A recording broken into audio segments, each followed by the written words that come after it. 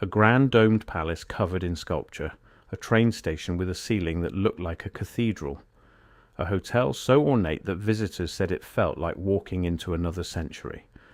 All of these buildings stood in American cities within living memory, and all of them are gone now. Not damaged by war, not lost to fire or earthquake.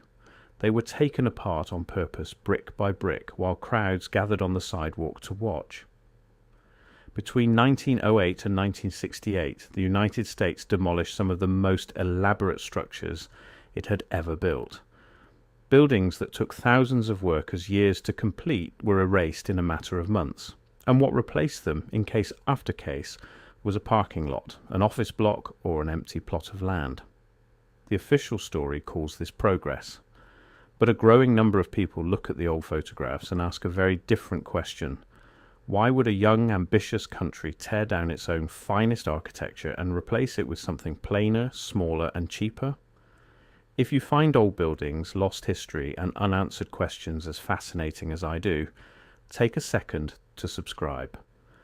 This channel digs into the architecture that the textbooks skip over, and there is a lot more of it coming. Now, let us walk through 7 of these buildings, one at a time, and look at exactly what stood there, and exactly what we got in return. To understand why these demolitions raise eyebrows, you first have to understand what the Tartaria question actually is. For most of modern history, the word Tartary appeared on maps of Asia and Eastern Europe. It was a broad label that old cartographers used for a vast region they did not fully understand. You can find it printed on maps made in Paris, in London, in Amsterdam, stretching across an enormous part of the world. Then, over the course of a century or so, that label slowly faded from the maps. The borders were redrawn, the names were changed, and mainstream history came to treat the word as nothing more than a vague geographic term that simply fell out of fashion, the way old place names often do. But in the last decade, a wave of independent researchers began asking harder questions. They noticed that an enormous region, one that appeared on serious maps for hundreds of years, seemed to vanish from the historical narrative with surprisingly little explanation. They noticed something else too. Buildings all over the world, on every continent, share strange similarities. The same domes, the same arches, the same ornate stonework, the same star-shaped fortifications, the same decorative detail that seems far beyond what local economies of the time should have been able to afford or even design. The Tartaria theory proposes that there was once a far more advanced, globally connected civilization, and that its architecture survived into the modern era, only to be quietly removed, relabeled, or destroyed outright. Now, you do not have to accept that entire framework to find the demolitions disturbing. You only have to look at the photographs and ask whether the official explanations actually hold up under pressure. So let us begin, and let us look at the evidence one building at a time. Our first building is the Singer Building in New York City. When it was completed in 1908, it briefly held the title of the tallest building in the world. It rose more than 600 feet above the streets of Lower Manhattan, crowned with an ornate tower, a steep mansard roof, and a level of decorative detail that modern skyscrapers simply do not bother with. The lobby was lined with marble and bronze, with sweeping arches and gilded ceilings. The exterior was a riot of curves and ornament that seemed to belong to an older, grander age, even though the official record insists it was built in just 2 years. People who walked through it described it as a cathedral of commerce. It was not just an office building. It was a statement about ambition, about beauty, about what a city could be. For a few short years, it was the proudest structure on the New York skyline, photographed endlessly, sketched by artists, and printed on postcards sent all over the world. Then, in 1968, the Singer Building was demolished. To this day, it holds a grim and lonely record. It was the tallest building ever peacefully torn down, a record it would keep for decades afterward. What replaced it was a flat, blunt tower of steel and dark glass called One Liberty Plaza. There is no tower, there is no mansard roof, there is no ornament, there is no marble cathedral lobby. There is a rectangle. The official reasoning was simple, and it is worth stating plainly. The Singer Building had a small floor plate. Its rooms were narrow, shaped around that beautiful, slender tower, and modern corporate tenants wanted wide, open, flexible floors instead. In other words, a building admired around the world for its beauty was destroyed because its rooms were the wrong shape. There is also the matter of how the building was treated near the end. By the 1960s, the Singer Building was still structurally sound. It was not unsafe. It had simply been judged inconvenient, and inconvenient was enough. Stand in front of what replaced it today, and ask yourself honestly whether that trade was worth it. A great many New Yorkers then and now would tell you it was not. They would tell you the city lost something it can never get back, and gained a box in exchange. And here is the part that stays with people. The skill and the artistry that went into that ornate tower were never rebuilt. Our second building takes us to the World's Fairs, and specifically to the so-called White Cities. Between the 1890s and the 1910s, the United States hosted a series of enormous expositions. The Columbian Exposition in Chicago, the Pan American Exposition in Buffalo, the Louisiana Purchase Exposition in St. Louis. Photographs of these fairs are almost difficult to believe when you first see them. They show entire cities of palaces, domed halls the size of cathedrals, grand colonnades stretching for what looks like a mile, sweeping staircases, monumental statues, fountains, lagoons, and triumphal arches, all of it gleaming brilliant white and reaching as far as the camera could see. These were not small county fairs. The Chicago Exposition alone covered more than 600 acres and drew over 20 million visitors at a time when the whole country held only around 60 million people. The official history tells us a very specific thing about these white cities. We are told that they were temporary structures. We are told they were built quickly and cheaply out of a material called staff, a mixture of plaster and fibre painted white, and that they were always intended to be torn down once the fair ended. And torn down they were. Within a year or two of each fair closing, the white cities were gone, demolished or burned to the ground, leaving almost nothing behind but a handful of photographs and the occasional surviving fragment. Here is what makes people deeply uneasy about this story. These buildings were not crude. The level of sculptural detail, the perfect classical proportions, the sheer scale of the engineering required to raise domes and towers of that size, all of it suggests genuine craftsmanship and serious capability. It does not match the comfortable idea of a disposable plaster shed thrown up for a single summer. A country that could design and construct an entire white city in roughly a year, the skeptics argue, was a country with extraordinary capability. So why build something that magnificent only to destroy it on purpose? The mainstream answer is that fairs are spectacles, and spectacles by their nature must end. But when you look closely at the photographs of the Court of Honor in Chicago or the towering electric tower in Buffalo, it is genuinely hard not to feel that something real, permanent and valuable was treated as if it were trash.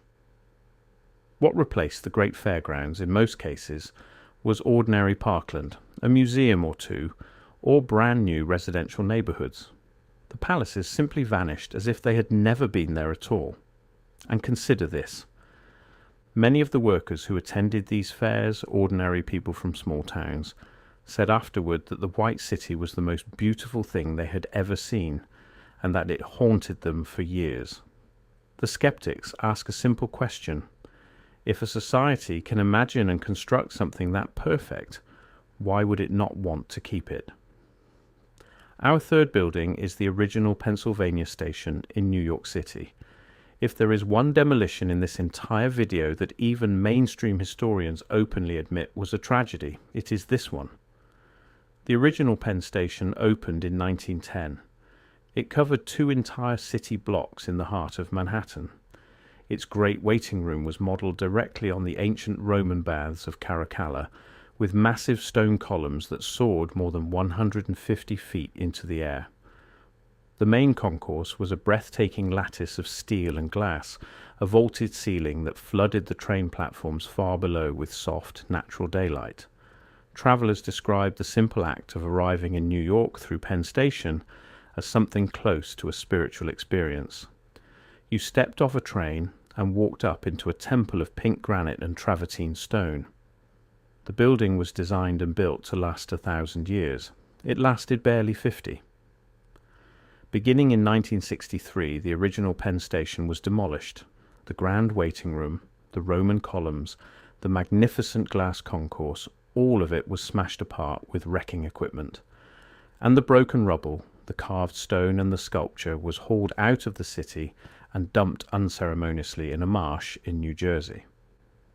What replaced it is now considered one of the most criticized structures in the entire history of American building. The new Penn Station was buried completely underground, hidden beneath a circular sports arena and a bland office block. Travellers went from walking through a sunlit stone temple to shuffling through a low, cramped, windowless, fluorescent corridor. One famous architectural historian summed it up with a line that has never been forgotten. He said that one used to enter the city like a king, and now scuttles in like a rat.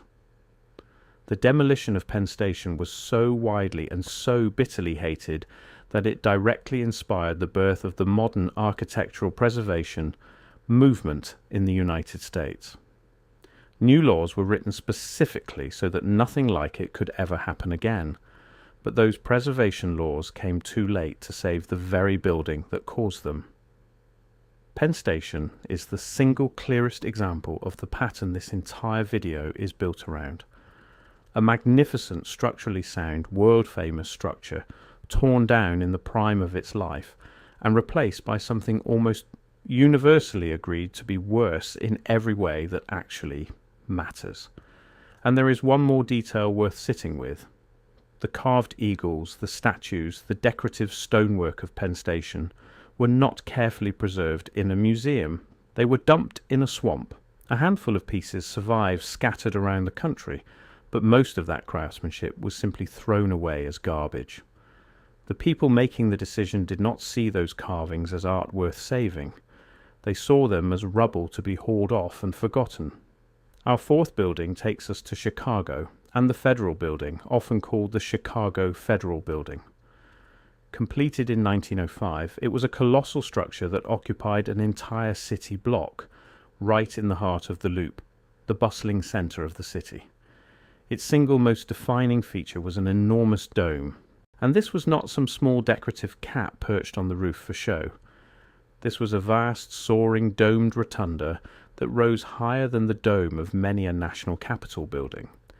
The rotunda inside was octagonal in shape, ringed with tall columns, and crowned with a ceiling of stained glass and gilded ornament that poured coloured light down onto the marble floors below.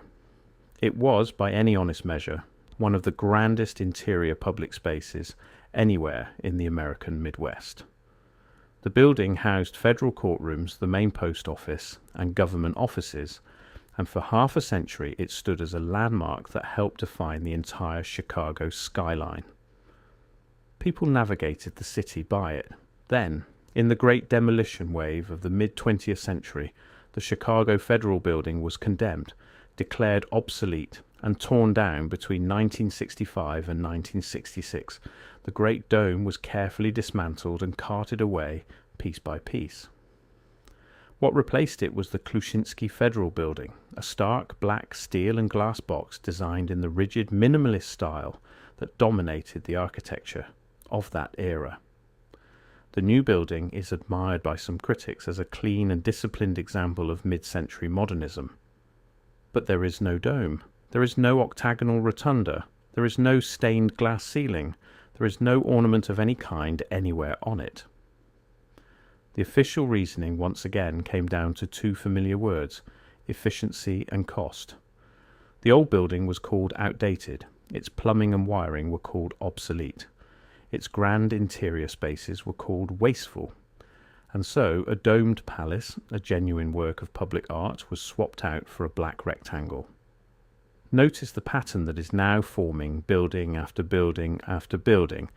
It is not random. It is not coincidence. The ornate is replaced by the plain. The dome is replaced by the box, the coloured light is replaced by flat dark glass, and every single time the public is told the same thing. The old building was too expensive. It was outdated. It had to go. But a stained glass dome does not become outdated. Beauty does not expire. A space that lifts the human spirit does not stop working just because a few decades have passed. The skeptics argue that the word obsolete was doing a lot of quiet work in these decisions, and that it almost always meant the same thing. Someone wanted the land. Our fifth building is the Larkin Administration building in Buffalo, New York. This one is different from the others in an important way, and that difference is exactly why it belongs in this video. The Larkin building was completed in 1906, and it was designed by one of the most famous architects in all of American history.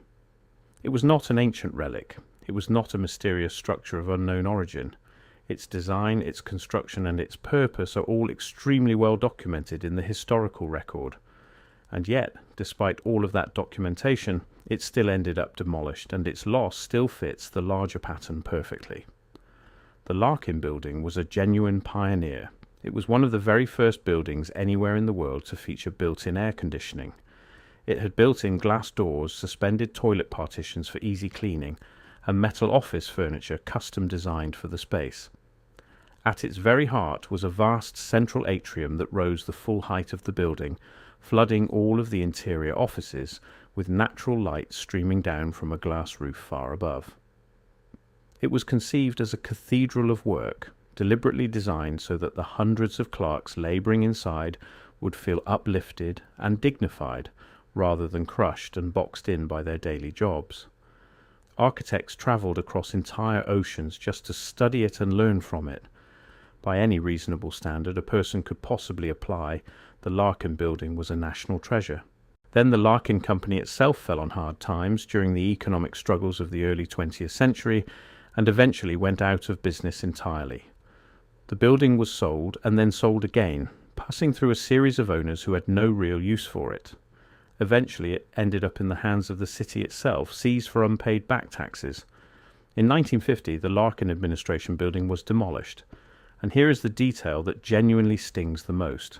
What replaced one of the most influential and most studied buildings of the entire 20th century was a parking lot for trucks. For decades afterward, the only thing standing on that historic patch of ground was cracked asphalt and a chain link fence. The Larkin building matters enormously to this discussion, because it proves that the demolition pattern was never limited only to mysterious old structures of uncertain age. Even a celebrated, modern, thoroughly documented architectural masterpiece could be erased completely from the earth, and the precious land it stood on could simply be handed over to parked vehicles. If that could happen to the Larkin building, the skeptics ask, then what realistic hope did the older and stranger buildings ever have of surviving the wrecking crews? Our sixth building is the original Waldorf Astoria Hotel in New York City. Now, most people today know the famous Waldorf Astoria on Park Avenue. But before that one ever existed, there was an earlier and original Waldorf Astoria, and it stood somewhere else entirely. It stood on Fifth Avenue, on the exact patch of ground where the Empire State Building stands today. The original Waldorf Astoria was actually two connected hotels. They were built separately in the 1890s by feuding members of the same wealthy family, and then later joined together into one single sprawling, magnificent palace of a hotel. It was, without any serious competition, the most glamorous hotel in the entire United States. Its halls and corridors were lined with imported marble. Its grand ballrooms dripped with crystal chandeliers and gold leaf. It had one corridor so famous for high society parading through it in their finest evening clothes that the corridor earned its own permanent nickname in the city newspapers. The hotel was a genuine wonder of ornate plasterwork, hand-carved stone, frescoed ceilings, and decorative excess on a scale that is almost unimaginable to a modern visitor. It defined the very idea of luxury for an entire generation of Americans. And then, in 1929, the original Waldorf Astoria was demolished. The reason given was blunt, and it was purely financial. The land underneath the hotel had become so valuable in the booming Manhattan of the late 1920s that it was now considered an outright waste to leave a mere hotel sitting on it. A new and far taller structure could be raised on the same plot and earn vastly more money. So the marble palace came down floor by floor, and in its place rose the Empire State Building. Now the Empire State Building is itself a genuinely beloved landmark, and very few people would honestly call its construction a loss to the world. But it is worth pausing carefully on what actually happened here. An ornate, sculpted, hand-decorated palace of a hotel was deliberately and completely destroyed, and the entire reason was money. The dirt was worth more than the building. That single short sentence quietly explains a huge number of the demolitions in this video. It was not that the old buildings were ugly. It was not that they were unsafe or structurally unsound. It was that the ground they happened to sit on could be made to generate more profit with something taller and plainer stacked on top of it. Our seventh and final building is the Gillinder Building, also in New York City, and its story might just be the strangest of them all, purely because of how astonishingly short its life turned out to be. The Gillinder Building was completed in 1897. It was a slender, elegant, almost delicate skyscraper, narrow and tall, crowned at the very top with an ornate cupola and rich, carefully carved decorative detail. For a brief and shining moment, it was counted among the tallest office buildings in the entire city, a proud needle of stone and ornament rising over the financial district of Manhattan. It was a serious building. It was expensive to construct. It was beautiful, and it was genuinely admired by the people who watched it go up. And then, in 1910, after standing for only 13 short years, the Gillinder Building was demolished. Read that figure again. 13 years. A structure that, by every expectation of its own builders, should have stood proudly for several centuries, was torn down before it had even properly aged, before it had a chance to weather. The reason, once again, exactly as with the Waldorf, was the soaring value of the land beneath it. A larger, more profitable bank building could be put on the same prime site, and so the Gillinder came down in what newspapers of the day described as a record-breaking demolition, the fastest dismantling of a structure that size ever attempted up to that point.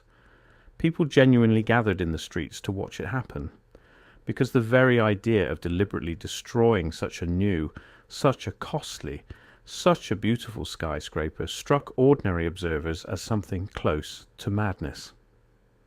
The Gillinder Building is the perfect note to end on because it strips the entire official story right down to its bare bones. This was not an old building. It was not crumbling. It was not dangerous or unstable in any way. It was 13 years old. It was demolished purely and simply because someone ran the numbers and calculated that a different building would earn more money on that exact spot. And if a beautiful brand new skyscraper could be erased after just 13 years, then the age, the beauty, the cost, or the quality of a building never truly protected it from the wrecking crews at all. There is something else hidden in the Gillinder story that is easy to miss. The men who built it knew exactly how much it cost. They knew how long it took to carve that cupola and raise that tower, and they built it anyway, expecting it to stand for generations. The decision to demolish was never about the building itself. It was about a calculation made by people who came after, people who looked at a work of art and saw only a number on a balance sheet. So what do these 7 buildings taken all together actually tell us? Look one more time at the replacements lined up side by side. The Singer Building, once the tallest in the world, became a flat black tower. The white cities, those gleaming palace grounds, became ordinary parkland.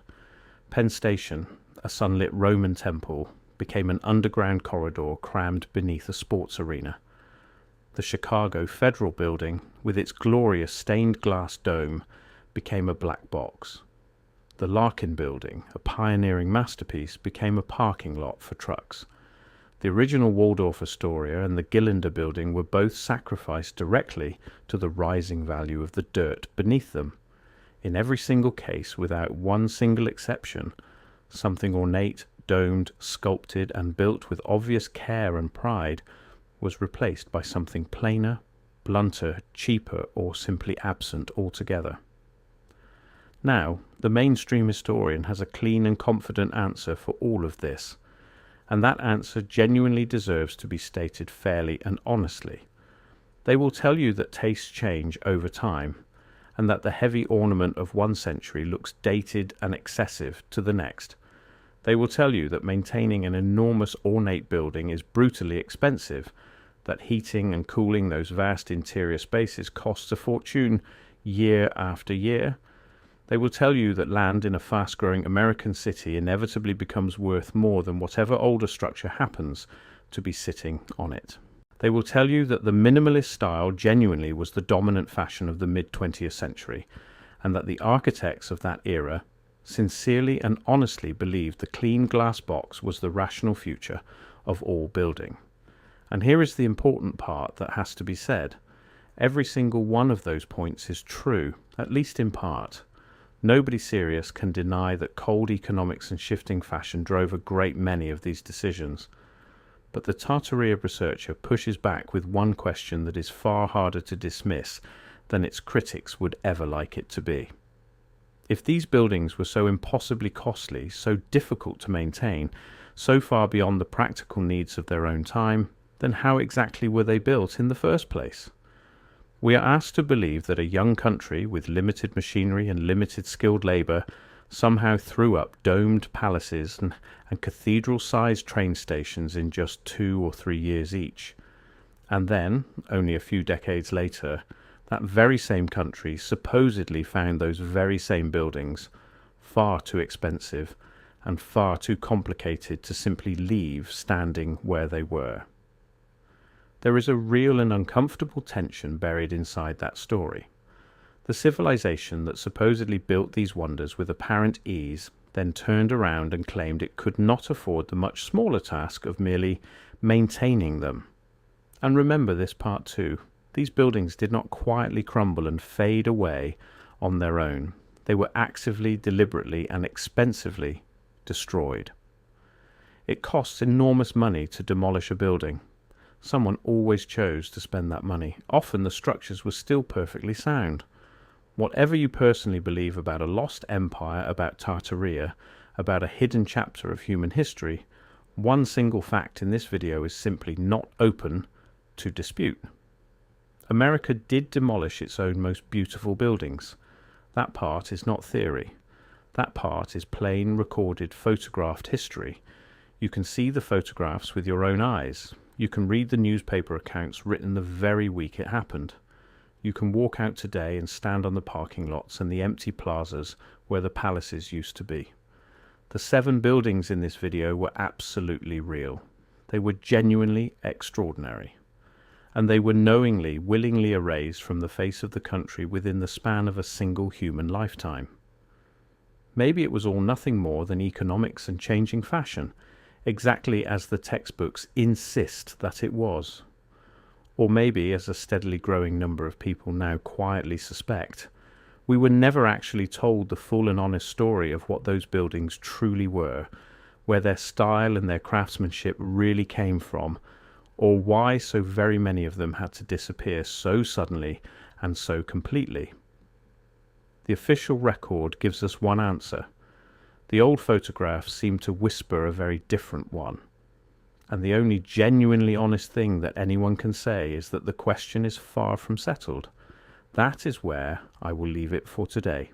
7 buildings, 7 demolitions, and a pattern that becomes very hard to unsee once you have truly noticed it. If this made you look at the empty lots, the parking garages, and the plain glass boxes of your own city even a little differently, then this video did exactly its job. Take a quiet moment to think about what might have stood on the ground beneath your own feet 100 years ago, and think about what else might still be hiding in plain sight inside the old photographs that almost nobody ever bothered to look at twice.